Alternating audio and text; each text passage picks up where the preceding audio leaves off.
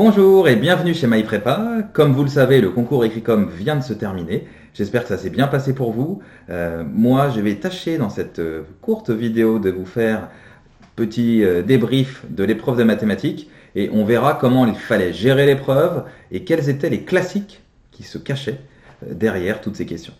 Allez, on est parti directement depuis la live class, notre plateforme de cours en ligne. A tout de suite.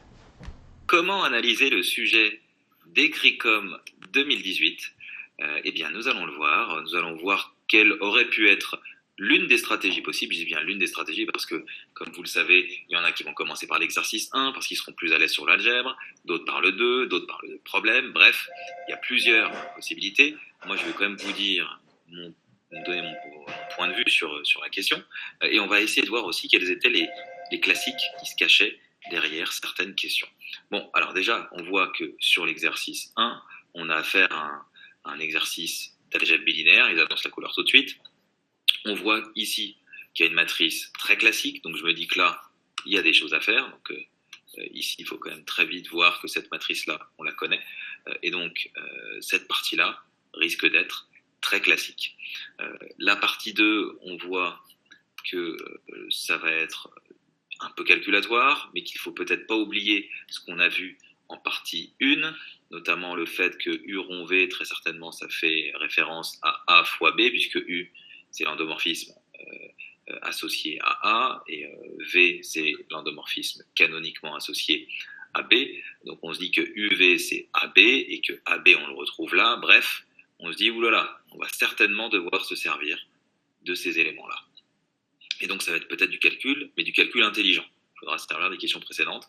Et donc là, le montrer que c'est diagonalisable, peut-être que c'est quelque chose qui est plus rapide que de faire des calculs de valeur propre. Peut-être que tout simplement, cette question-là se traite en se servant de, par exemple, du fait que c'est peut-être symétrique. Je dis bien peut-être parce que je n'ai pas fait le sujet. J'analyse le sujet comme ça, comme si je le découvrais comme vous. Et donc, je vois des choses. Je me dis, tiens là, est-ce que ce serait pas une histoire de symétrie? Est-ce que c'est pas cet endomorphisme, cette matrice ne serait-elle pas symétrique? Et donc je me dis, ça va pas être très dur ce truc, on va certainement se servir des questions précédentes. Bon, là après, encore une fois, c'est du calcul, tout ça a l'air assez classique, en déduire les valeurs propres de C, que les valeurs propres de C sont réelles positives. Là, on va certainement exprimer ça en fonction, donc ça vous connaissez cette chose-là, hein, j'imagine, où on va exprimer, attendez, si je coupe l'écran en deux, on va se mettre ici, hop. Donc on était sur cette question-là, en déduire que les valeurs propres de C sont réelles positives. Ça, c'est des choses qu'on voit très souvent quand il s'agit de faire de l'algèbre binaire. On a quoi? Donc on a ici un truc de la forme, sans faire le calcul, hein, juste pour vous montrer la logique. On aura du ABX carré en fonction de lambda x. Bon, supposons que ce soit lambda x, en déduire que les valeurs propres de C sont réelles positives. Bon, là, il faudra juste bien faire attention à vérifier que x est bien non nul, et du coup, ça nous permettra de voir que on aura du ABX carré sur norme de x qui va être égal à lambda, et donc on aura, vu qu'une norme est positive, on aura ici quelque chose de positif, et donc les valeurs propres seront bien des réels positifs. C'est ça, on le voit vraiment dans beaucoup de sujets de bilinéaire, donc j'espère que ça ne vous a pas surpris. Bon, après, ça reste du calculatoire là, ici, hein, donc moi je vois cet exo 1, je me dis, bon, c'est quand même du grand classique, puisqu'on a la matrice 1, 1, 1, la matrice où il n'y a que des 1, où on sait que cette matrice est symétrique, on connaît pas mal de choses. Allez, je vous fais un petit cadeau, on va faire un petit rappel de ce qu'on doit savoir sur cette matrice B, donc cette matrice B qui vaut 1, 1, 1. Si on fait le cas général, J avec que des 1, cette matrice-là quand même, j'espère, vous la connaissez. On sait que si cette matrice appartient à Mn de R, on sait quoi? On sait que J carré, ça fait NJ. Et on peut montrer par récurrence, pour tout P plus grand que 1, que J puissance P est égal à N P moins 1 J. On a donc aussi ici, d'après ça, on a un polynôme annulateur, x2 moins nx, polynôme annulateur. Polynôme annulateur, et qu'est-ce qu'on sait aussi? Du coup, on sait que le spectre de cette matrice va être inclus dans 0 et n, mais comme on voit de façon assez immédiate que le rang de J est égal à 1, puisqu'on a n colonnes identiques égale à que des 1, donc le rang de J ça va être 1. Ce qui dit rang de J 1 dit que le noyau, on peut par abus de notation dire que le noyau de J, même si les noyaux de matrices sont pas officiellement programmes, il y a quand même des sujets, je pense à l'ESSEC 2012, où on parlait de noyau de matrice, donc c'était rappelé dans l'énoncé. Et donc, on voit ici que le noyau de la matrice J va être différent du vecteur nul, et donc, si c'est différent du vecteur nul, ça veut dire que 0 est bien valeur propre de J.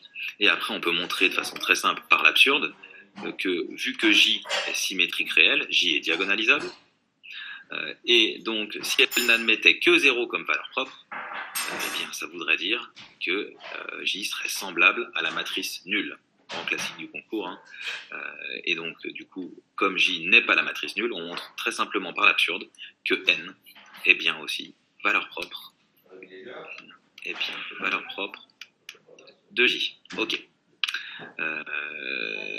Bref, donc on a bien le spectre de J qui vaut 0n. Bon, et après les sous-espaces propres, je vous les épargne, mais on sait que classiquement, J fois que des 1, c'est égal à que des n. Et donc, c'est égal à n fois que des 1.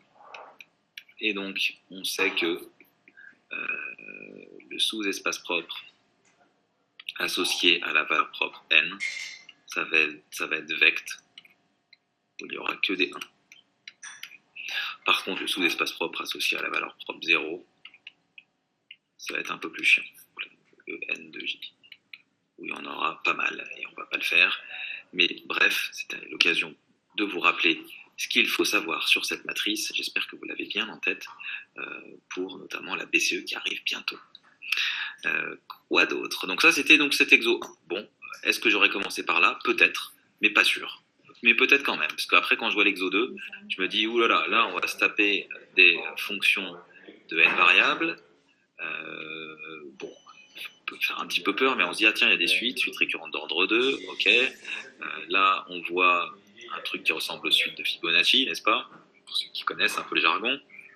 Et donc, là, montrer que ces réels-là sont bien les solutions de cette équation, ça va pas être très compliqué, ça va juste être calculatoire. Donc, bon, là, c'est pas très compliqué. F et C2, pas compliqué non plus, puisqu'on est on est en présence de fonctions polynomiales. Montrer que les seuls points critiques de F, là, ça va être du calcul. Donc, on sait qu'on va passer un sale quart d'heure, là, ça va être du calcul. Mais bon, on nous donne les réponses. Donc, on se dit que peut-être, ça va être jouable. Bon, et la nature des points critiques, là, on se dit que ça va être peut-être une histoire de SN, et ce ne sera pas non plus d'une grande complexité, mais il y aura du calcul, donc il faut s'attendre à devoir faire des calculs.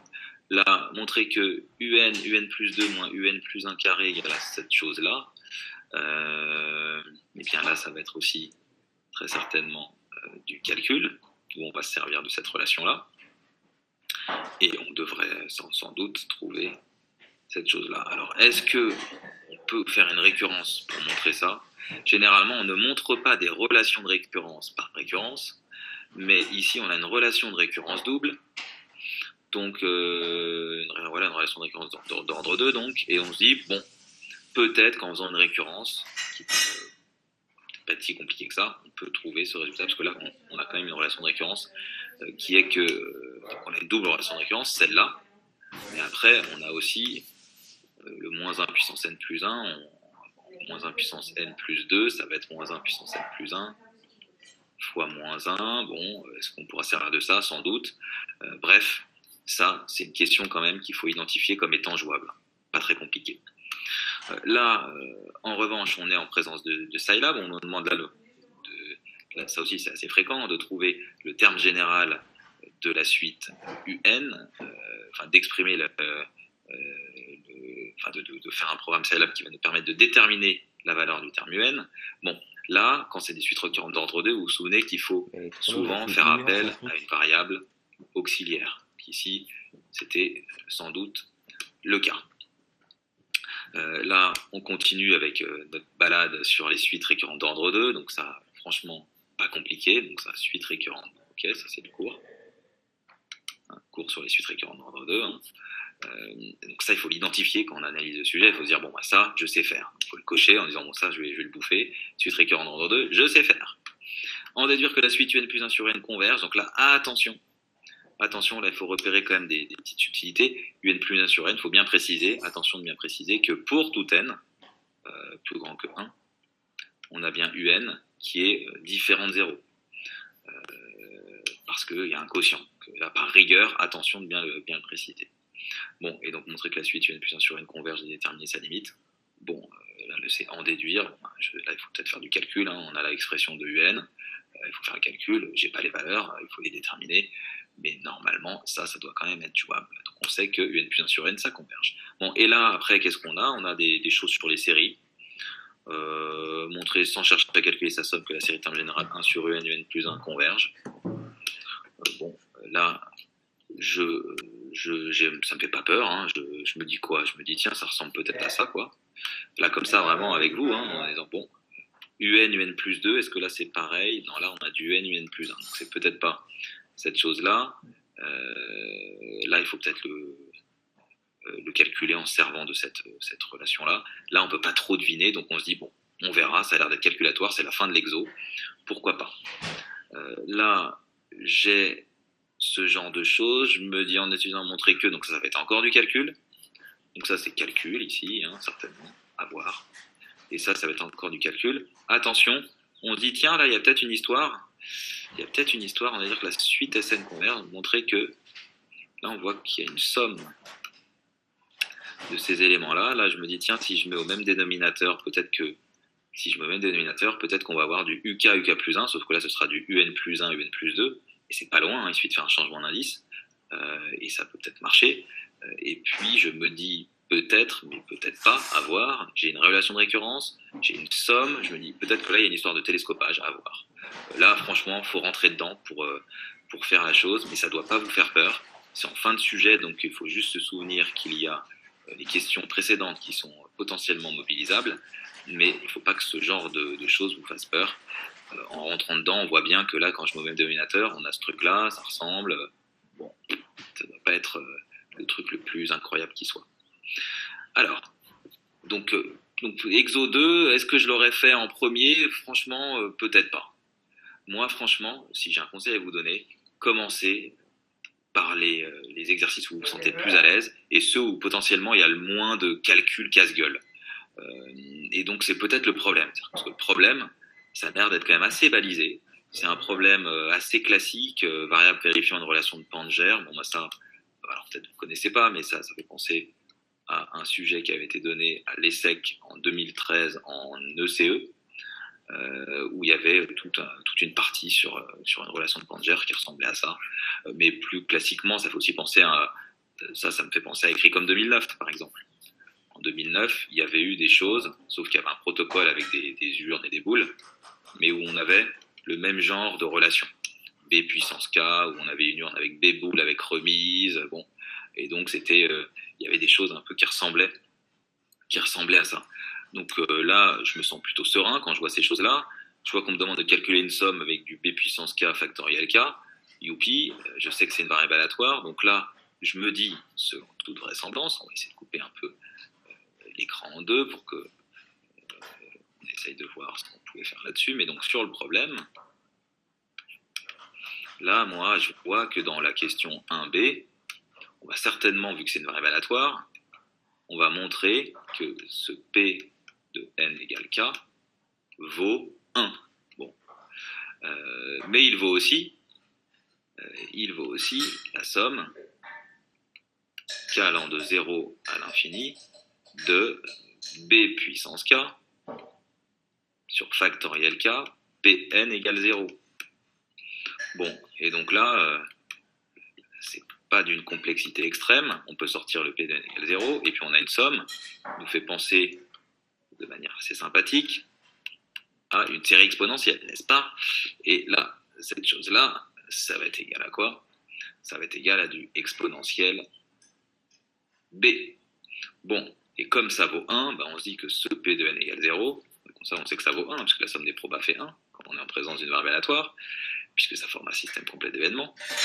P de n égale 0, ça va certainement être égal à exponentielle moins B. Bon, et donc une fois qu'on a ça, vu que P de n égale 0 est égal à exponentielle moins B, on en déduit du coup que P de n égale K, pour tout K, va être égal à B puissance K sur factoriel K exponentielle moins B. Et donc on a bien une loi de Poisson de paramètre B. Reconnaissez que c'était pas non plus d'une immense complexité. Donc ça, franchement, je lis le sujet, je lis ça, je vais le bouffer. Après, on voit, en supposant cette question, bon là, je sais pas, on va dire, c'est une loi de Bernoulli, donc ça n'a pas l'air d'être très compliqué. Là, tiens donc, loi binomiale, et on voit P de Z égale K est égal à ça.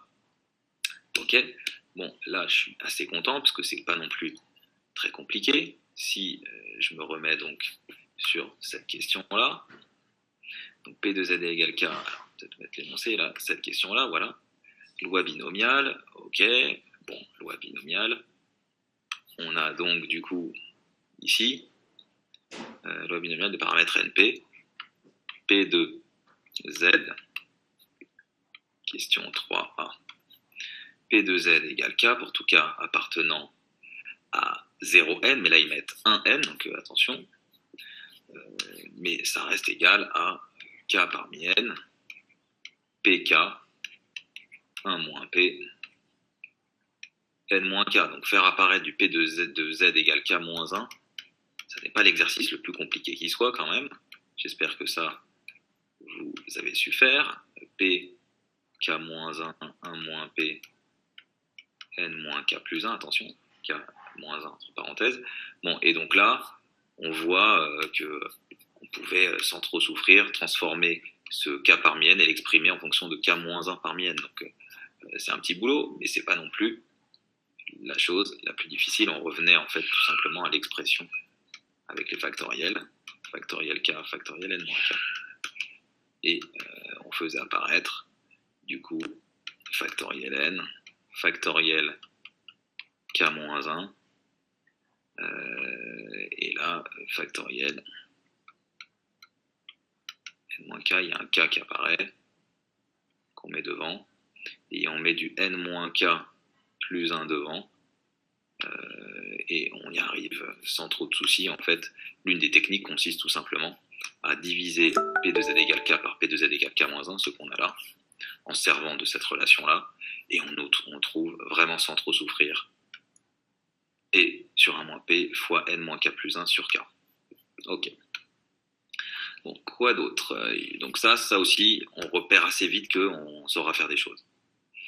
Là, ça va être du calcul, montrer que, donc ça va être calculatoire, donc avec des maîtrises de sommation.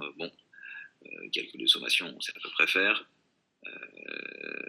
Là aussi, là c'est difficile de deviner, hein, encore une fois. Là c'est vraiment comment réagir quand on voit ce genre de sujet. Là on dit, ok, ça va être du calcul, mais à chaque fois il nous donne les réponses. Donc on se dit que c'est quand même jouable, hein. On se dit que c'est un sujet technique, et les sujets d'Écricom sont souvent techniques, donc c'est bien pour réviser, mais on se dit qu'on est quand même, ça fait pas peur, quoi. Donc E de N2, on sait ce qu'est E de N2, donc le moment d'ordre 2, on connaît sa forme, et donc ça on sait faire. Bon, autre chose qui est de nature à nous rassurer, c'est quand on voit fonction génératrice. La fonction génératrice, ça... je pourrais vous citer quoi, c'est tombé à l'ESSEC, si on fait l'historique vraiment que j'ai en tête. Ça a commencé en 78, après ESSEC de fonctions génératrices, il y a dû avoir en 84, me semble-t-il, de mémoire, à l'ESSEC aussi. Je pense que chez les fonctions génératrices, il y a eu aussi un Écricom en ECE en 2008, mais c'était aussi tombé dans la même forme à l'ESCP en 2006 à l'oral. Bref, des trucs sur les fonctions génératrices. Ça, c'est du grand classique. Vous avez dû en avoir en DS. C'est du grand classique de concours. Donc là, je vois ça, je fais waouh, trop bien, fastoche, je sais faire. Série PK et convergente, c'est pas compliqué. Ici, l'idée consiste à majorer par somme des PK en fait. Donc on fait ici un théorème de comparaison. Hop.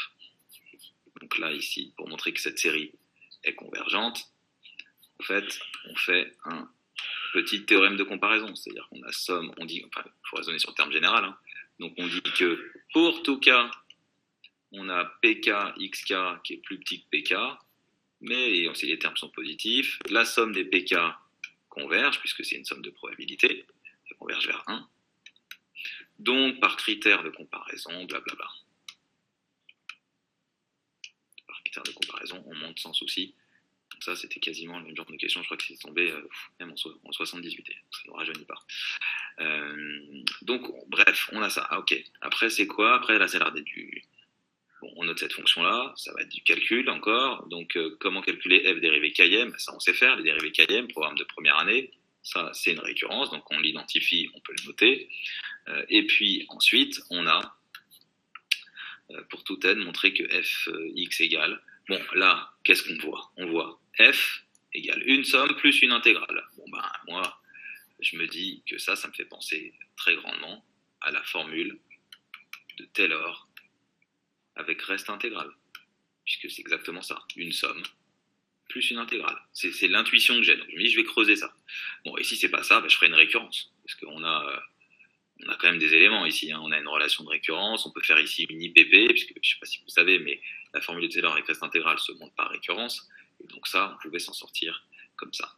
Là, oh tiens donc, ça fait penser à des choses, ça, ce truc-là, ça fait penser à des choses qu'on a vues par exemple dans ESCP 2000, partie 1, ceux qui connaissent, une super partie, ESCP 2000 est un super sujet, hein, pour ceux qui l'ont jamais fait.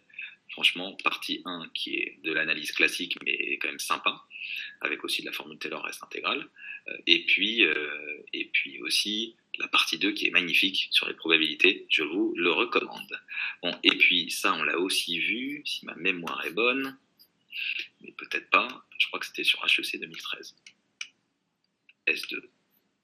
Je crois qu'il y avait un truc qui ressemblait à ça sur HEC 2013, S2, je vous laisse vérifier. Bon, et donc après, voilà, c'est des calculs de majoration d'intégrale, et après, il faut se servir de ça pour en déduire ce résultat, et on vérifie que la fonction génératrice prise en 1 vaut bien l'espérance de n, et ça, c'est un résultat qu'on montre de manière très classique dès les premières questions de l'ESSEC 78, mais aussi d'ailleurs sur écrit comme 2008, en voie E, et ESCP 2006 à l'oral, il y avait aussi ce genre de questions, on a même des relations entre, ça je vous laisserai le faire, entre la dérivée seconde et égale, on va voir, hein, ça s'exprime en fonction de la variance et de l'espérance, bref,